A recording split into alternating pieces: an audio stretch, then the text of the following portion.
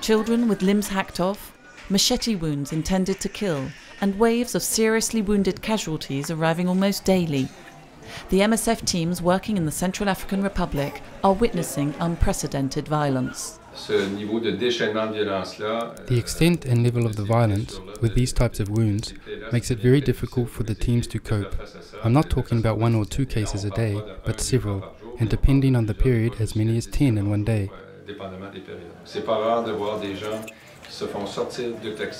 It's not unusual to see people being pulled out of taxis, or as they walk along the road, they get taken for a Christian or a Muslim and are attacked or even lynched. The extent of the violence has caused Christians and Muslims alike to abandon their homes and leave everything behind them. Some are crammed into overcrowded camps, like this one near Bangui Airport. Others have taken refuge in the bush, or are already on their way or waiting to get to Chad or Cameroon. No longer limited to Bangui, the fighting is spreading. The northwest of the country is particularly badly affected by the violence. Since the Seleka rebels have disbanded, many have been fleeing the country, and during their flight continue to attack the Christian population. But now there are also more anti-Balaka fighters, and they are targeting the Muslim population. Along lots of roads we are seeing villages that have been completely deserted and torched.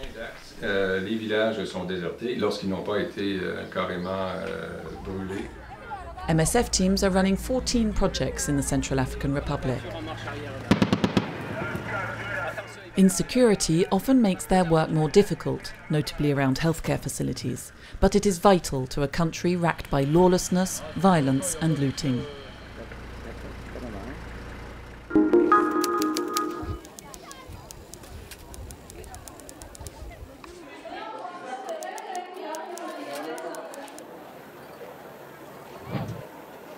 Tens of thousands of displaced people fleeing the fighting raging throughout much of South Sudan have sought refuge in the capital, Juba.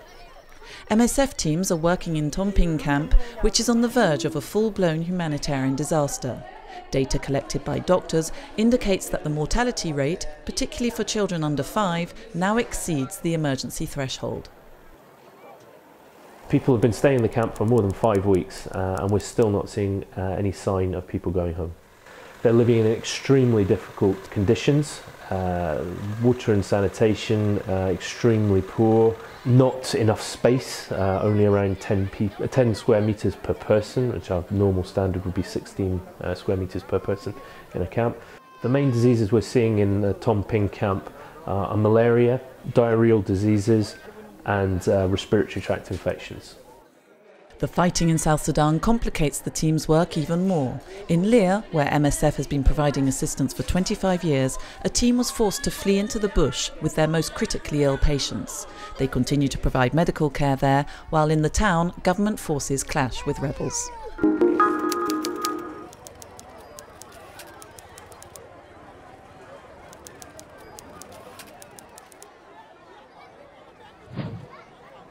This is Zaipi camp in Uganda. It was designed to accommodate 3,000 people, but when the refugees started pouring in back in December, there were up to 20,000 people here. When we arrived on the 7th of January in Zaipi, in Adjumani district, the situation was very chaotic, and we have put in place immediately water tanks to provide water. And we have also put in place an outpatient consultation which was addressing the urgent needs of the population. The number of people arriving has now dropped, a relative lull that the humanitarian aid effort uses to get better organised. In the health center where we are involved, we scaled up the capacity for the inpatient department. So basically we increased the capacity in the delivery room and in the maternity. We have implemented intensive feeding program for the malnourished children, and we have provided staff.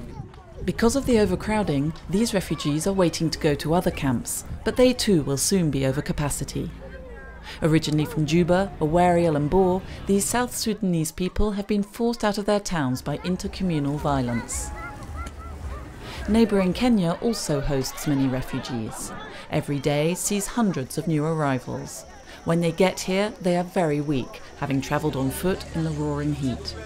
As in Uganda, the MSF teams are concerned about epidemics and have started to vaccinate children against measles and polio.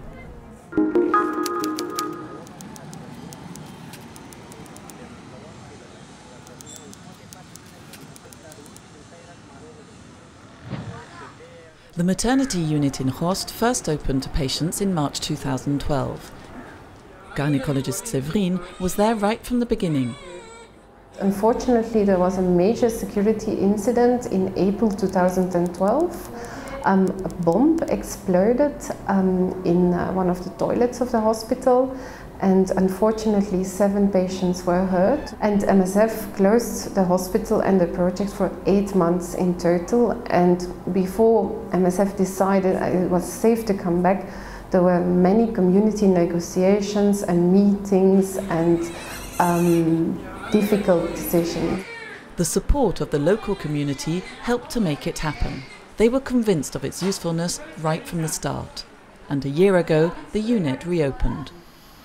We were going to open on the 30th of December, and then on the 29th of December, someone stood in front of our gates about to deliver, so we really couldn't send her away. So we let her in and we delivered a healthy boy. So the first boy was already born before the hospital was even open, which shows again the need. 30 to 40 babies are delivered here every day.